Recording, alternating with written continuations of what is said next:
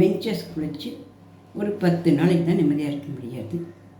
திரும்பியும் வயிற்று வலி, உடம்பு வலி, முதுகு வலி, ஒத்த தலைவலி, யார் ஏதாவது சொன்னால் உடனே கோவமாக வருது.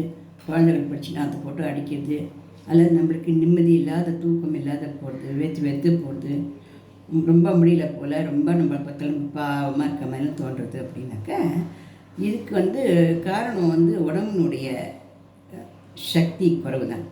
இந்த சக்தி ஏற்படுறதுக்கு நம்ம என்ன பண்ணணும் அப்படின்னாக்க முட்டைக்கோஸ், கேபேஜின்னு சொல்கிறோம் இல்லையா, அந்த முட்டைக்கோஸ் வாங்கிட்டு ஒரு 150 கிராமாவது இருக்கணும், ஒரு அவ்வளோவா இருக்கணும் முட்டைக்கோஸ்.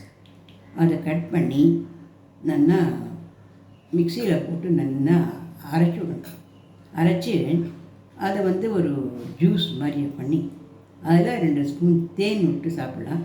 இல்லை ஒரு 2 சிட்டிக்கை உப்பு, ஒரு சின்ன மிளகுத்தூள் கொஞ்சம் தூவி அதை சாப்பிடலாம். இதை மென்சஸ் குளித்து 13 நாள்லேருந்து நம்ம மென்சஸ் எவ்வளோ நாள் வருதோ, எத்தனை நாள் கழிச்சு வரப்போதோ அது வரைக்கும் கூட சாப்பிடலாம். இப்படி சாப்பிட்டோம்னாக்க அந்த அவசியம் இல்லாத அந்த மன வேதனைகளும், அந்த உடம்பு கை கால் முட்டி தலை இதெல்லாம் வலிகளும், யார் எதை சொன்னாலும் நம்மளால் பொறுத்துக்க முடியாத மனசுக்கு ஐயோ பாவம் நம்மளே இப்படி கஷ்டப்பட்டு யாரும் புரிஞ்சிக்கலேன்ற அந்த ஒரு தண்ணி இறக்கங்களும் அதெல்லாம் நீங்கி போயிடும்.